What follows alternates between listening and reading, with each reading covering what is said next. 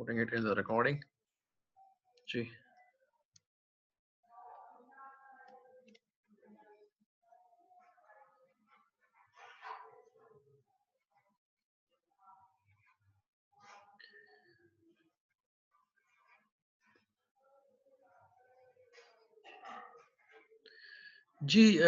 जी मैं जी समन आपका क्या उसमें से क्वेश्चन 2.13 अच्छा ओके ठीक है चलें मैं कोशिश करता हूँ मैं ना इस लेक्चर के एंड पे ना आपको ये एक्सप्लेन कर दूंगा ये मैं उसको प्रॉब्लम निकाल लूंगा ठीक है जो भी आप मुझे बता रही हैं और ये मैं आपको ना लेक्चर के एंड पे एक्सप्लेन कर दूंगा दूसरा खिजरा ये है कि प्रॉब्लम्स के लिए ऐसा है कि जो अभी जो आपको मिड में दिए थे वो तो डेफिनेटली थोड़े से इंट्रोडक्टरी लेवल के लेके थे अगर आपने फॉर एग्जांपल जो मैं आपको प्रॉब्लम आप समझा रहा हूँ ना जैसे मैं आपको अभी एग्जांपल दूंगा ये प्रॉब्लम्स देखें हैं सारे इसी नेचर के होंगे क्योंकि जो चैप्टर 1 और चैप्टर 2 था इन दोनों से ही जो हमने पढ़ा है जो सीखा है बस उसी की इवैल्यूएशन करनी है तो अब जैसे मैं आपको एक सैंपल दिखाता हूँ लेट सपोज आपको मैं एक इसी में देखें जरा यहाँ पर हमारे पास एक सैंपल प्रॉब्लम है लेट सपोज जो आपको 2.9 में नजर आ रहा है होपफुली आपको नजर आ रहा होगा ठीक है तो ऐसा है कि मैं थोड़ा सा बड़ा कर देता हूँ चले ठीक है ये जो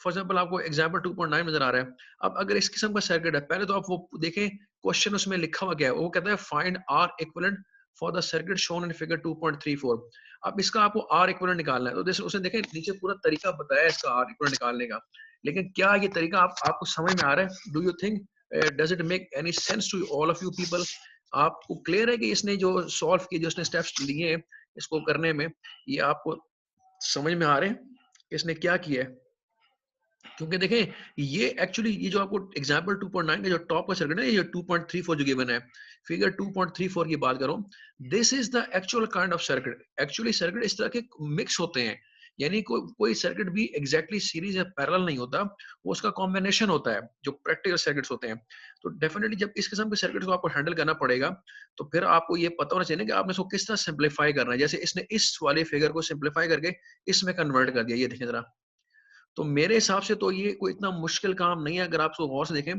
लेकिन सिर्फ होता बताऊं क्या आपने ये डिसाइड करना है you have to do is to establish relation between the resistors for example कौन से रजिस्टर आपस में सीरीज में कनेक्टेड है और कौन से रजिस्टर आपस में पैरेलल में कनेक्टेड है ये दो मेन चीजें आप आइडेंटिफाई करनी होती हैं तो आसान तरीका ये होता है कि आप एक तरीका तो ये होता है कि आप देखें कि जो रजिस्टर्स हैं उनके आपस में कितने टर्मिनल्स डायरेक्टली कनेक्टेड है डायरेक्टली देखिए हर रजिस्टर के मैक्सिमम दो टर्मिनल होता है ठीक है उसके दो मतलब समझे लेग्स होती हैं रजिस्टर की जो आपने प्रैक्टिकली लैब में देखा भी होगा लेकिन क्वेश्चन ये है कि आप ये कैसे डिसाइड करेंगे कि कौन सा रजिस्टर आपस में पैरेलल में है कनेक्टेड है या दोनों या कोई सीरीज में है तो देखें मैं आपको पैरेलल की टिप बताता हूँ पैरेलल की टिप ये होती है जैसे अब आपके पास समझ फिगर 2.34 है पैरेलल रेजिस्टर्स हमेशा वो रेजिस्टर होते हैं जिनके दोनों टर्मिनल्स आपस में डायरेक्टली अटैच होंगे डायरेक्टली उनके दरमियान कोई तीसरी चीज नहीं होनी चाहिए डायरेक्टली का मतलब ये होता है कि उनके दोनों टर्मिनल्स जो भी होंगे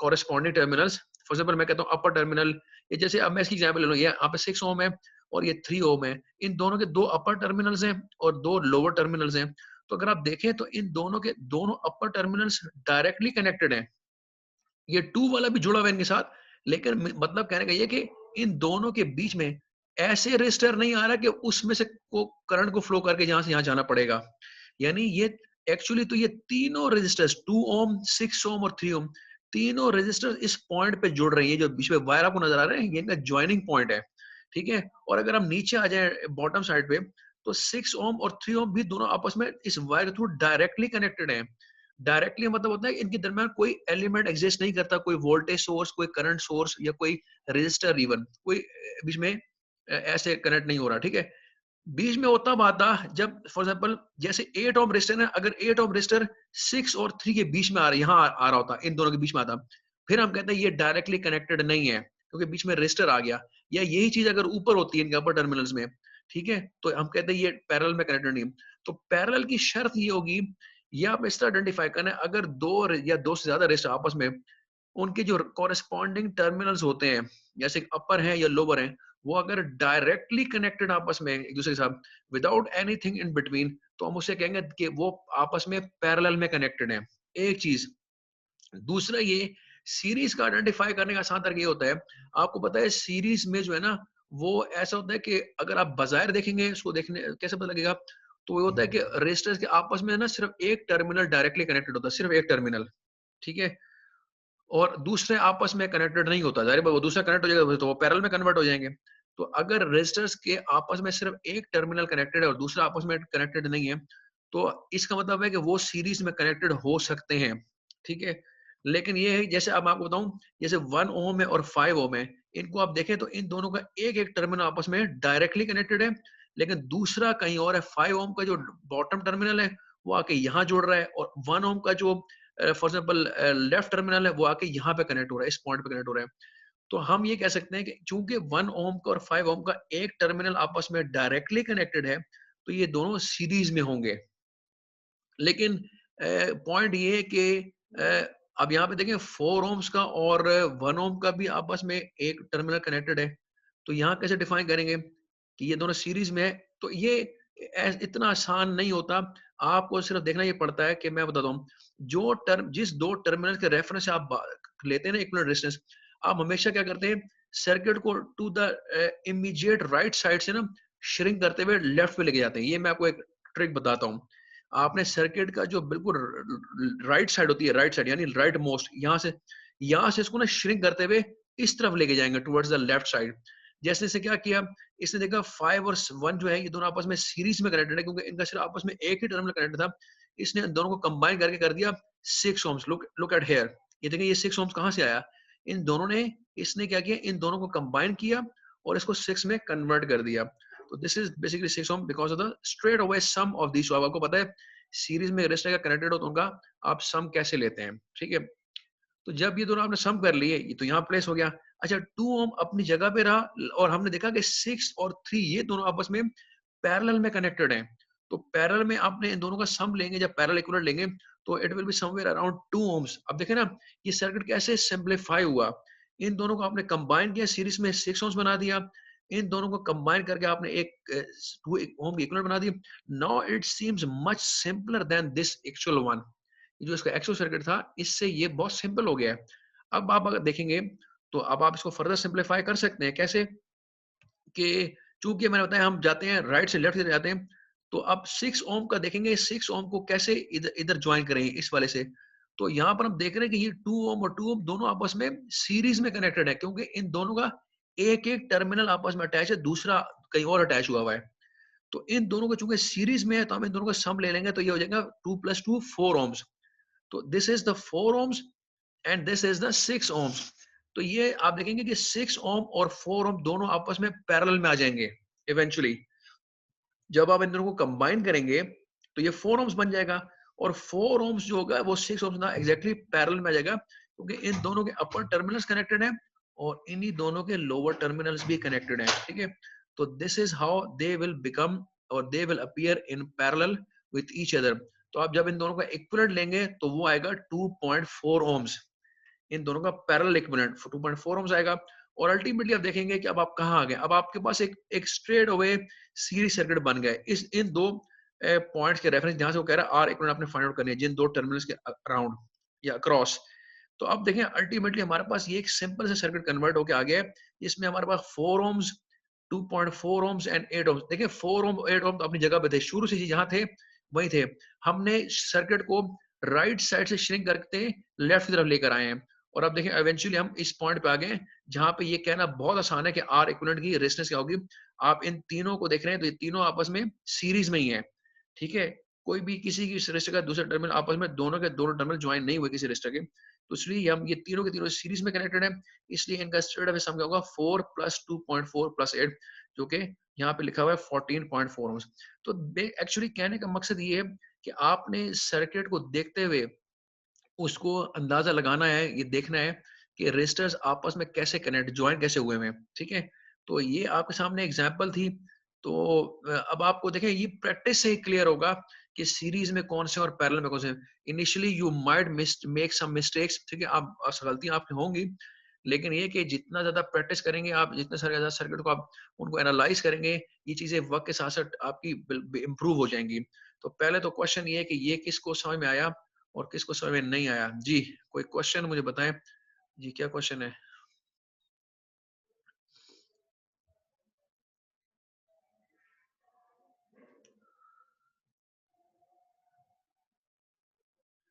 जी, जी, मैं बिल्कुल उस पे अभी आऊँगा जो आपने जिसका 2.10 का ना, मैं अभी उस पे आता हूँ, मैं वो भी आपको समझाऊँगा। लेक्चर के एंड के ऊपर इंशाल्लाह आपकी ये जो प्रॉब्लम्स आप मुझे बता रहे हैं, मैं इस पे डायरेक्ट जाऊँगा, इसको हम जल्दी से देखेंगे ताकि यस, यस, यस, एग्ज़ैक्टली। जहाँ पर सिर्फ़ 2 रजिस्टर के एक-एक टर्मिनल जॉइन हो रहा होता है ना, एक टर्मिनल आपस में जॉइन होता है, उसे हम कहेंगे, इसका मतलब ये होता है अगर दोनों डायरेक्टली कनेक्टेड नहीं है तो उसका मतलब ये हुआ कि वो डेफिनिटली वो पैरेलल में नहीं है, क्योंकि पैरेलल की कंडीशन यही है ना कि दोनों आपस में डायरेक्टली कनेक्टेड होंगे, ठीक है? अगर डायरेक्ट कनेक्शन नहीं है तो इट मीन्स कि वो सीरीज़ में कनेक्टेड है। अच्छा, अब आप आगे बढ़ते, जैसे कि मैंने अभी ये सर्किट आपको दिखाया। अब आप मुझे ये बताएँ, इसके बाद हमारे पास नीचे एक प्रैक्टिस प्रॉब्लम है, जिसमें एक सर्किट दिया हुआ है। अब आप इसको इवैल्यूएट कर सकते हैं कि ये आपको क्या लग रहा है, इसको आप कैसे अगेन उसने क्वेश्चन ये दिया है कि वो कहता है ये कि बाय कंबाइनिंग, ये हमारे पास कह रहा है कि by combining the resistors in figure 2.36, जो कि ये बताया हुआ है, फाइंड आर इक्विवेलेंट। अब क्या आप इसका आर इक्विवेलेंट निकाल सकते हैं अपने पास पेपर पे? मुझे बताएं जरा, आप इसको आप इसका आर इक्विवेलेंट कैसे निकालेंगे? देखें, ये एक प्रैक्टिकल किस्म का सर्किट है। ये ना तो कंप्लीटली सीरीज है, ना कंप्लीटली पैरेलल है। It's a combination of these two terms, ठीक है?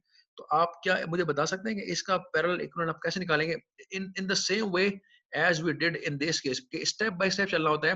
देखिए, जो टर्मिनल्स ओपन होते हैं, जिधर एरो इसने दिया हुआ है आर्क में, इसका मतलब होता है आपने इन दो जो ओपन पॉइंट्स हैं, इनके दरमियान बताना है कितनी रेजिस्टेंस होगी। जब आप एक्चुअली होता ही है कि आप लेट्स सपोज अगर आप लैब में इस किस्म के किसी सर्किट पे काम करते हैं, तो अगर आपको ये पता करना है कि यार इन दो पॉइंट्स के दरमियान कितनी रेजिस्टेंस है, तो आप करेंगे कि आप ओम मीटर लेंगे और इन दोनों पॉइंट्स के दरमियान रखेंगे, तो आपको कुछ ना कुछ रेजिस्टेंस बताएगा। वो तो होगी आपने ऑब्जर्व की वैल्यू, वो तो ऑब्जर्व रेजिस्टेंस है। लेकिन दूसरी केस में अगर आप इसको कैलकुलेट करना चाहें, तो कैलकुलेशंस जब आप किसी कर लेंगे, तो जो ऑब्जर्व करेंगे, फिर आप उनको आपस में वेरीफाई कर सकते हैं कि हमारी जो ऑब्जर्व रेजिस्टेंस है यूजिंग द ओम मीटर, क्या वो ठीक है, जो कि हमें कैलकुलेशन से पता लग रही है, जो हम कैलकुलेट कर रहे हैं, ठीक है? तो अब आप अगर आप कैलकुलेट करेंगे फॉर एग्जांपल, तो डू यू थिंक कि आप इस वाले सर्किट को, इसका आर इक्विवेलेंट निकाल सकते हैं? मैं असल में ये देखना चाहता हूँ कि आप लोग बेसिकली, आप लोगों को अगर इस किस्म का सर्किट दिया जाए, तो क्या आप उसे सॉल्व कर सकते हैं, उसकी आर इक्विवेलेंट वगैरह निकाल सकते हैं? क्योंकि इसमें सिर्फ आर इक्विवेलेंट ही नहीं निकालना होता, इसमें फिर और चीजें भी होंगी। फिर आपको हो सकता है किसी की अक्रॉस वोल्टेज फाइंड आउट करने का कह दिया जाए, किसी की through resistor find out current का फ्लो बताना हो आपको। फॉर एग्जांपल मैं कहूँ उसको आप सिंप्लीफाई करें, पहले तो ये बताएं इक्विवेलेंट क्या है, फिर आपने ये बताना है कि 12 ओम के अक्रॉस वोल्टेज कितना होगा, एक ये बताएंगे आप, और फिर आप मुझे ये बताएंगे कि 6 ओम्स के से थ्रू कितना करंट फ्लो करेगा। तो देखिए ना, ये कॉम्प्लेक्स क्वेश्चन बन जाएगा कि मैं तो आपको सिर्फ आर इक्विवेलेंट निकालने का नहीं कह रहा, बल्कि आपने 12 ओम के अक्रॉस मुझे वोल्टेज भी बताना है बाद में क्या होगा, और 6 ओम से जो करंट फ्लो करेगा जो, वो भी आपने मुझे बताना है। तो ये सारी चीजें आपस में समहाउ कनेक्टेड होती हैं। लेकिन हाँ, जब आप टोटल यहाँ से निकाल लेंगे रेजिस्टेंस की, टोटल रेजिस्टेंस इतना आएगी, तो उसकी मदद से आपको यहाँ पे जो भी सोर्स गिवन होगी, वो मैं अभी आपको सर्किट दिखाऊंगा, वोल्टेज या करंट, फिर उससे हम फर्दर आगे इसको दोबारा वापस को ना हम एक्सपेंड करते जाते हैं one by step towards the right side. यानी पहले हम इसको कॉन्ट्रैक्ट करते हैं टुवर्ड्स द लेफ्ट साइड, ताकि हम इक्विवेलेंट रेजिस्टेंस निकाल के टोटल करंट या टोटल वोल्टेज फाइंड आउट कर सकें। और फिर उसके बाद हम उसी तरह ग्रेजुअली स्टेप बाय स्टेप इसको हम एक्सटेंड करते हैं टुवर्ड्स द राइट साइड, और उससे हम वन बाय वन चीजें फाइंड आउट करते चले जाते हैं। ये मैं आपको इसकी प्रैक्टिस करवा दूंगा इन नेक्स्ट सब लेक्चर में, कहीं ना कहीं हम देखेंगे, ठीक है?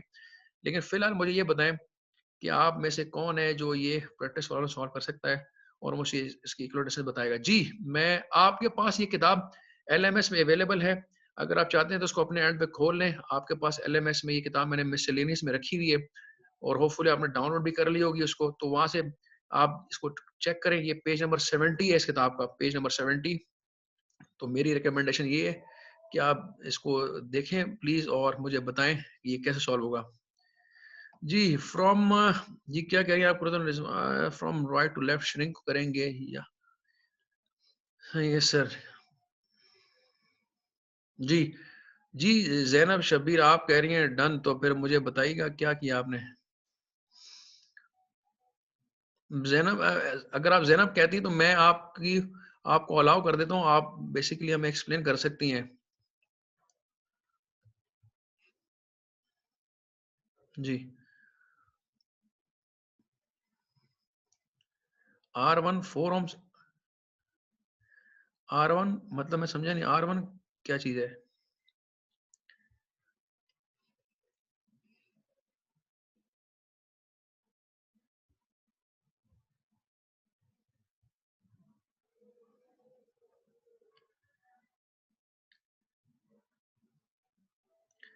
R इक्विवेलेंट निकालनी है, R इक्विवेलेंट, ठीक है, R इक्विवेलेंट की वैल्यू निकालनी है, ये कैसे निकालेंगे बताएं मुझे।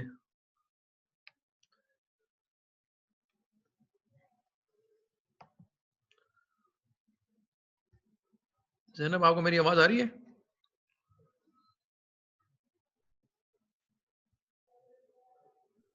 Yes sir.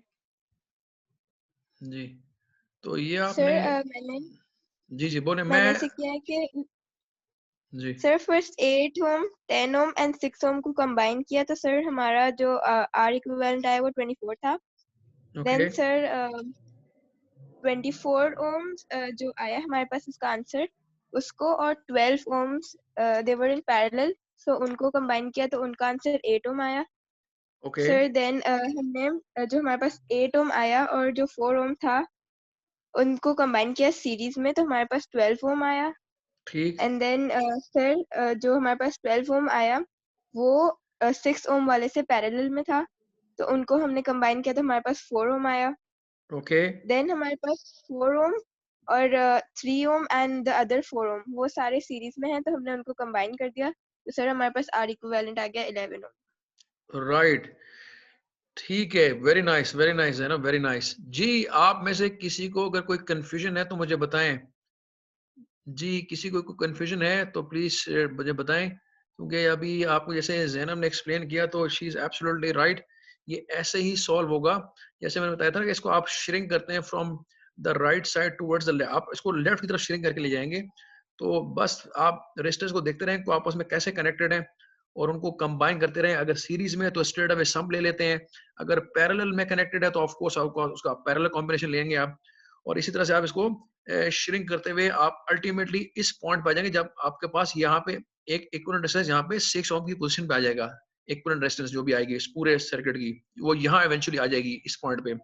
और फिर डेफिनेटली 4 ओम और यहाँ पर जो भी रेजिस्टेंस आ रही होगी और ये 3 ओम आपस में सीरीज में आ जाएंगे, और वो उनको आप स्ट्रेट अवे सम लेके आप उनका आर इक्विवेलेंट निकाल सकते हैं।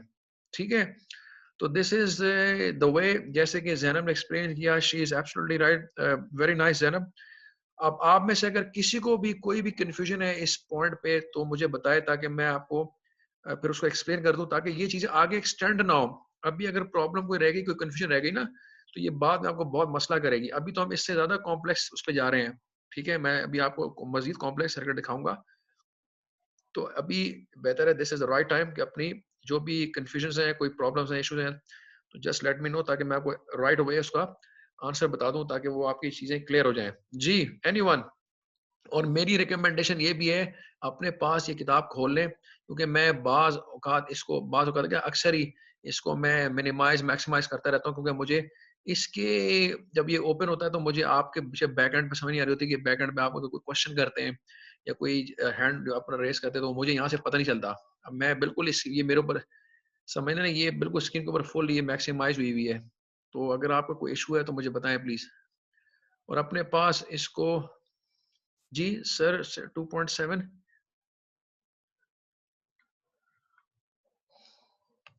2.7,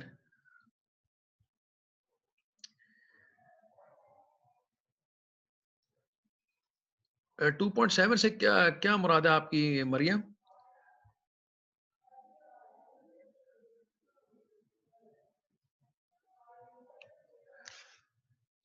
मरियम प्लीज अपना जरा क्वेश्चन रिपीट कीजिएगा, 2.7 से क्या मुराद है? आप एक बार एक्सप्लेन कर दें प्लीज। प्रैक्टिस प्रॉब्लम 2.7 इसी चैप्टर में, एक मिनट देख लेते हैं। वो तो पीछे होगा आई गेस है, तो 2.9 पे है।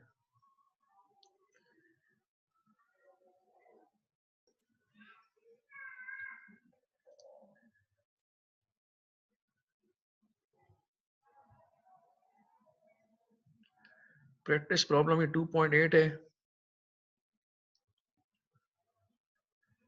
ये प्रैक्टिस प्रॉब्लम 2.7 इसका कह रही है।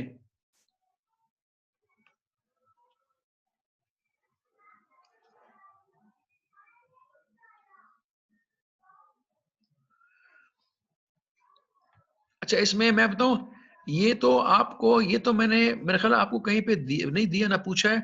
उसकी वजह ये, इसमें जो ये वाला कंपोनेंट है ना, ये जो आपको डायमंड शेप वाला एक एरो नजर आ रहा है, डाउनवर्ड एरो है, क्योंकि ये अभी तक हमने डिस्कस नहीं किया। ये तो मैंने आज आपको बताना था इसी एलिमेंट के बारे में। पहले मैं आपको ये समझाऊंगा ये चीज क्या होती है, फिर आप इस सर्किट को सॉल्व कर सकते हैं। जब तक आपको इस चीज का पता नहीं होगा ना, ये डायमंड शेप वाले एलिमेंट का, क्योंकि आप इसको, आपको ये तो पता है कि what is this, this is a current source, और लिखा हुआ है 15 एम्पियर की करंट सोर्स है।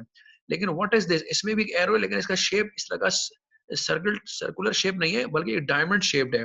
तो ये, यही तो आज आपको मैंने डिस्कस बताना है कि ये चीजें क्या है जो कि सर्किट एलिमेंट्स में आपको बाज़ औक़ात देखने को मिलती हैं। तो इस पे बात करेंगे जब मैं सर्किट एलिमेंट्स पे जाऊंगा आज, तो उस पर आपको पहले ये बताऊंगा कि ये एलिमेंट क्या है, ये कैसे काम करता है, and then you will be able to understand the operation of this practice problem. उससे पहले ये आपको नहीं समझ में आएगा। तभी मैंने आपको असाइनमेंट में इस किस्म के आपको प्रॉब्लम्स मैंने नहीं दिए थे, क्योंकि ज़ाहिर है बस इस पे हमने बात नहीं की थी ना।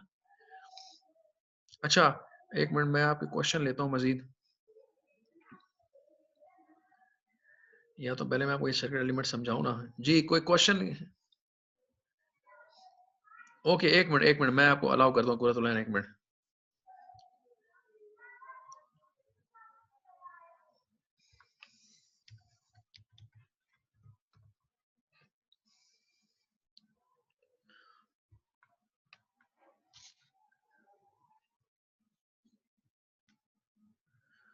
तो लाइन, आपको मेरी आवाज आ रही है? तो आप अपने एंड से जरा इसको अनम्यूट करें।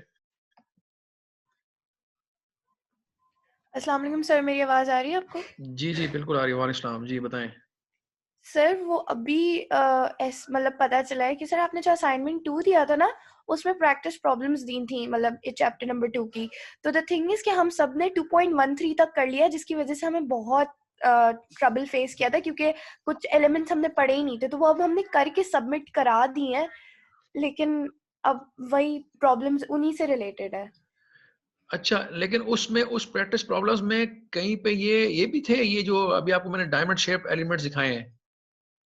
जी सर, मतलब जैसे 2.7 प्रैक्टिस प्रॉब्लम थी कि आपने, फिर जी आगे आगे जाकर कुछ ऐसे और कॉम्प्लिकेटेड सर्किट्स आए थे, तो वो बहुत मुश्किल से करे और फिर सबमिट कराया। ये मिस हो गया हम सबसे के, मतलब नहीं करने थे, हम सब ने तो करा कर सबमिट करा दिया। देखें, मैं फिर अभी दोबारा से असाइनमेंट नंबर 2 निकालता हूँ, मैं देखता हूँ उसमें मैंने, क्योंकि मुझे यहाँ तक याद पड़ा है, मैंने तो आपको उसमें से ना कुछ बता दिए थे कि ये आपने करने हैं। तो जाहिर सर बात, जो जो कवर नहीं किए थे वो तो मैंने शायद नहीं आपसे पूछे होंगे, लेकिन चले मैं देख लेता हूँ। अगर ऐसा हाँ हुआ है तो फिर भी मैं आपको एक्सप्लेन जरूर करूंगा, और उसमें जी, फिर आपको मैं ये कि थोड़ा सा रिलैक्सेशन दे दूंगा अगर आपने उसको कर लिया है। ठीक है? बिल्कुल सर। अच्छा, थैंक यू। ओके। ये हमारा